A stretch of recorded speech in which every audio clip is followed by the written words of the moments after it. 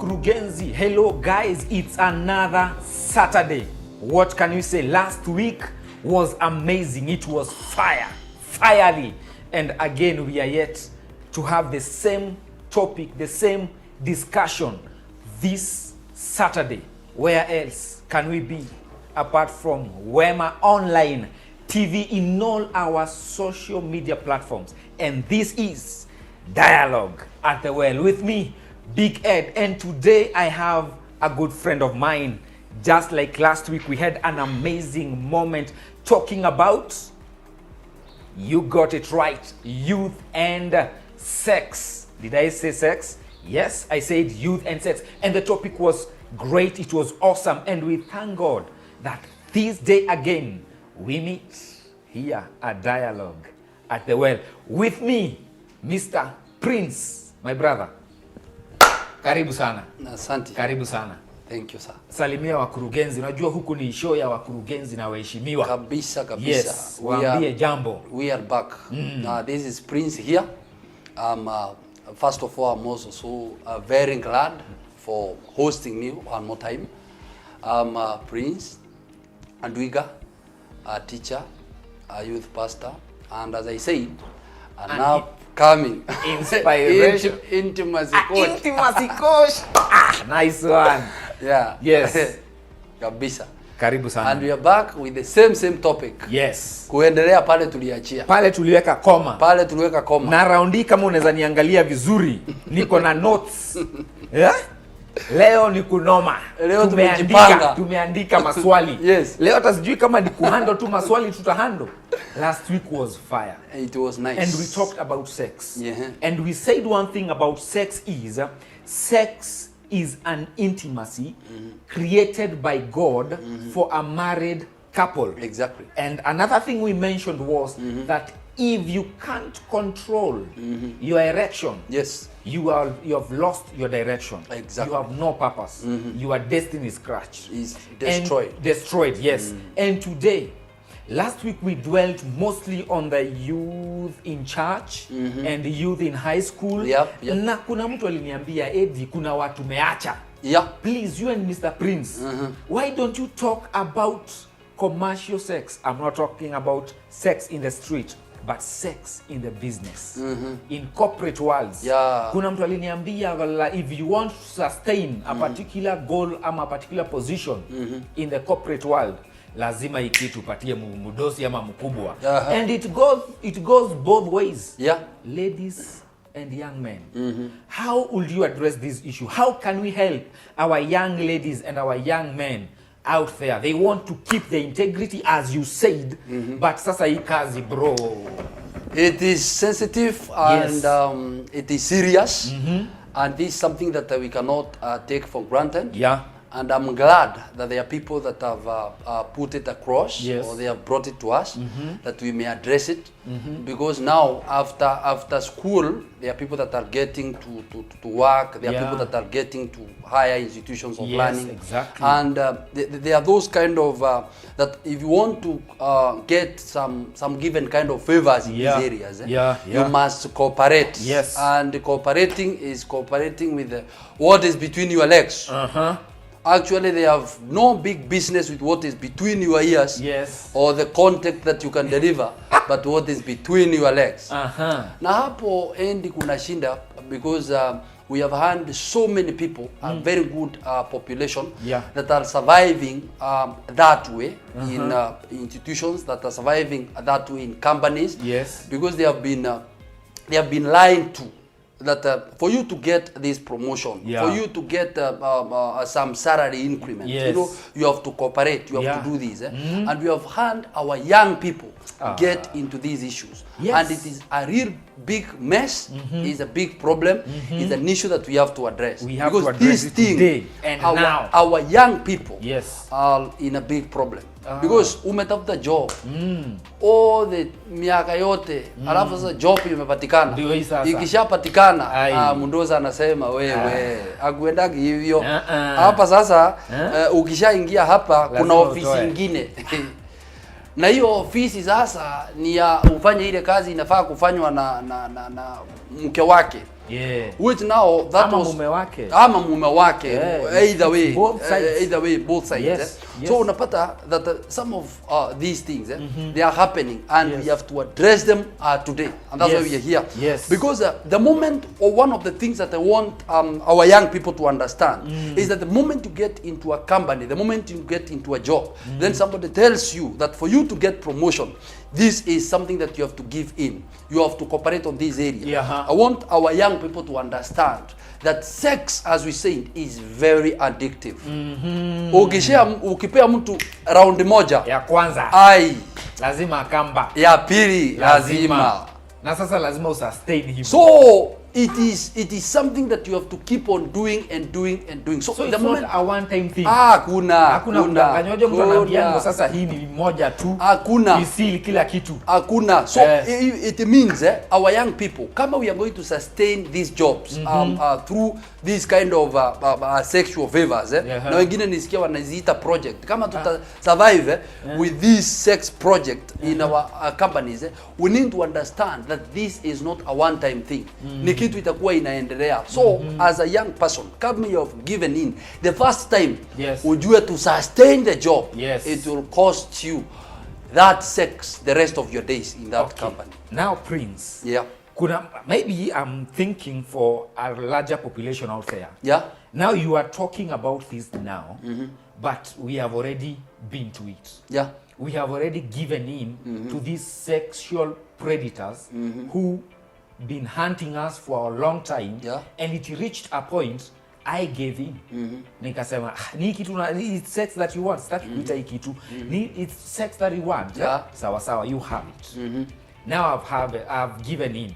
So what is the way forward? How can I be helped? How can I come out from this particular juggle? One of the issue that we have always mentioned, that we will continue to mention it, is that the sex is very addictive. And the moment you have been introduced into it, you are working in that company, probably and giving the sexual favors so that you can get promotions, you can get to drive a good car, you can buy a nice house before your time. You can live the 21st century class. I want our young people to understand that everything comes with a price. We must get ready that if you have decided that I want to get this house, I want to get this car, I want to get these other kind of favors through sex, you must understand that their spirit that you have introduced in your investment, their spirit that you are introducing into what you are doing, their spirit that you are introducing even in the car that you are driving. You need to understand that it is on the wrong footing. Actually, it is on a wrong foundation. And everything that will stand for years is determined by the foundation. So anybody that has been into it, you must come out. How do you must take it the Joseph way. If this is the only way to go, that you have to sustain this job, you had better lose the job and keep your dignity. The moment you safeguard your dignity, God safeguards your destiny. Okay. Sawa. My destiny is safeguarded. Everything is okay. Now, Prince, I have bills to pay. If I lose this job, the reason why I'm digging in deeper is because one thing here at Dialogue at the Well, we speak it as it is. We talk what is happening in the society, in the young population world. Ndio nimepoteza job sasa.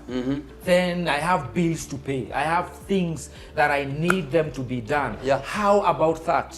Because one thing I can say about our generation is we are not patient in the process. So how can we go about this as we conclude this matter of sexual works and favors? Let me address it from two sides. From the sexual predator, the person that is doing it, and the person that is being the prey. Now, the person that is doing it, anytime you find yourself into it, God has given you an opportunity.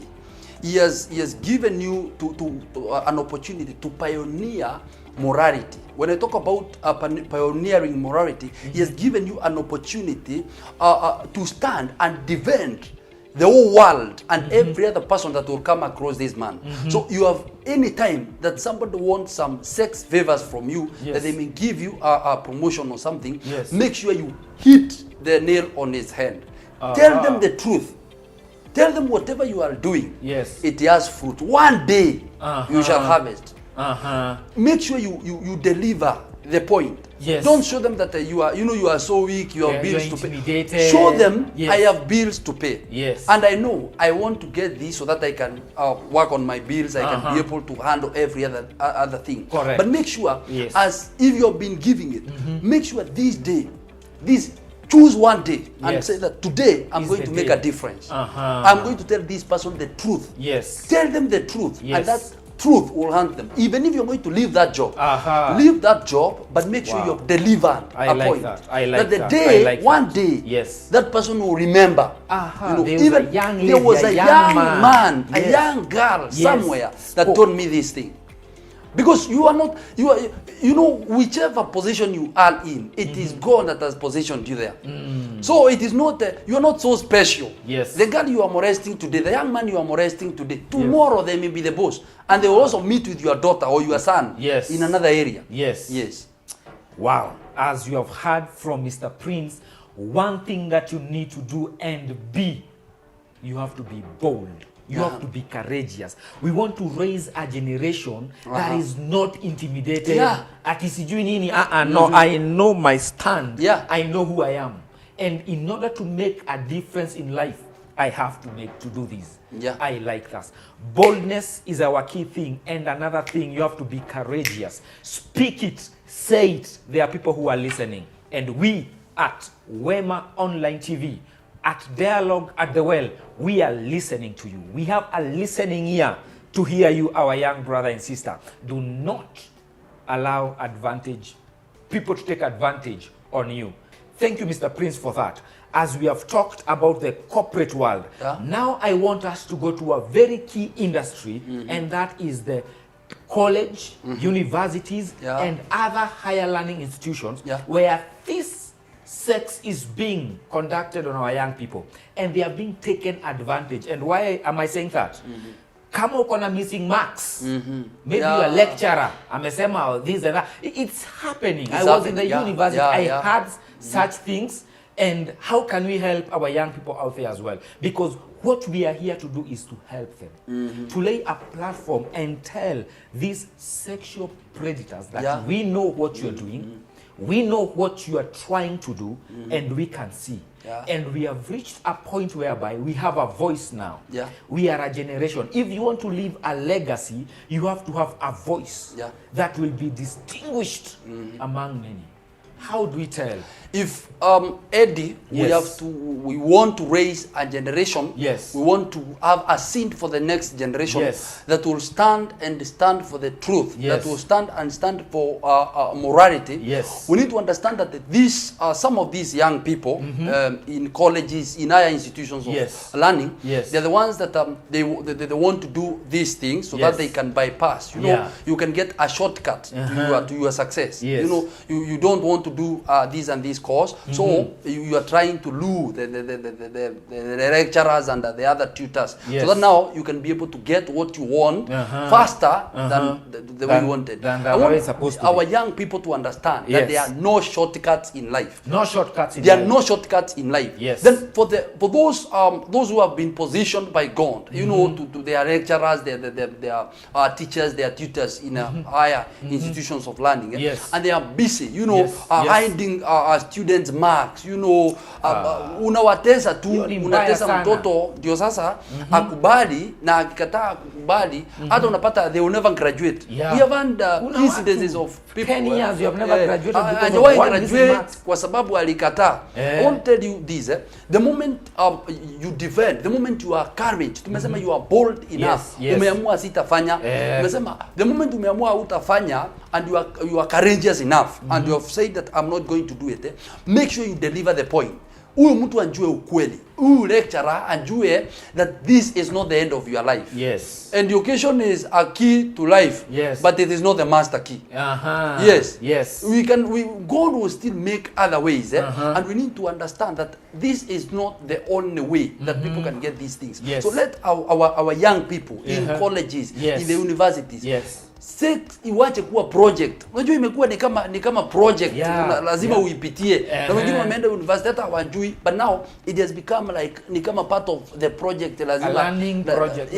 Unajua in the university, before you complete your levels, there is a project that you do.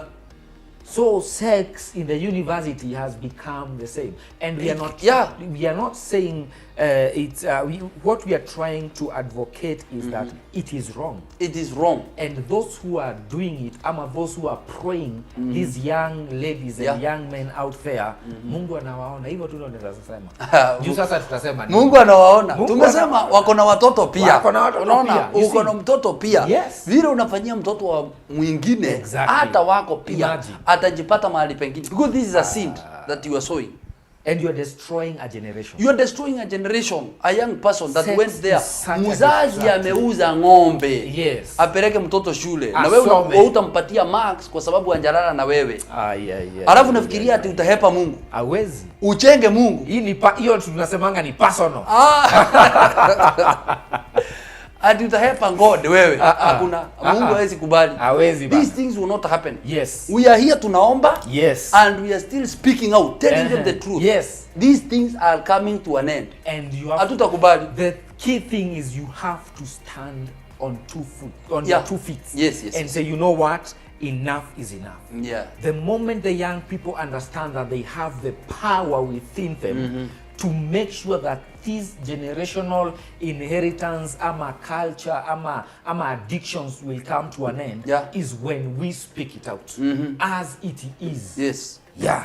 Wow. Let's speak out. As you're saying, these young people, wherever you are, those things are happening. Speak up. Yes. Wacha kunyamazia hapo na watu wanateseka tu wewe ukiangalia. Unajui nani atateswa kesho? These people, they are the presidents of tomorrow. They are the deputy president and the prime ministers of tomorrow. They are the people that we want. They are the doctors of tomorrow. Wenye wanafanyiwa hivi. Wow. Mr. Prince. Yep. Today's topic is fire. But before we conclude, I want you to look at camera 1. Yes. Right there, and give us your parting shot as we conclude today's topic. Our young people, refuse to kill your destiny through sex. I wish you well. Wow. Refuse to kill your destiny through sex. Sex is a killer, addictive, and it destroys. As I always say, if you can't control your erection, your direction is destroyed. And today I am happy and privileged to talk and to be your host today. I am privileged. Thank you so much. And one thing I can tell you, if you have not subscribed or liked our pages on our social media handles, come on guys, let us do this. Twende pale YouTube, Facebook, Instagram. We are Wema Online TV. You can click on us so that you can't miss an episode. This and much more.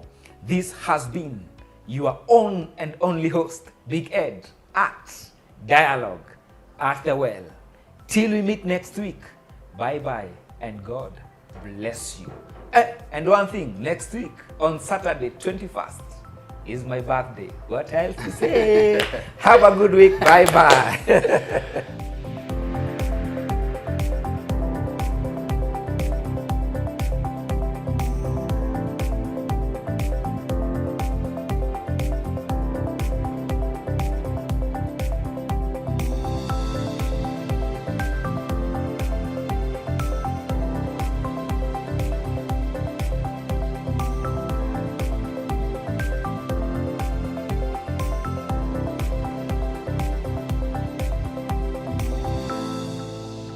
Wema TV, the voice of hope.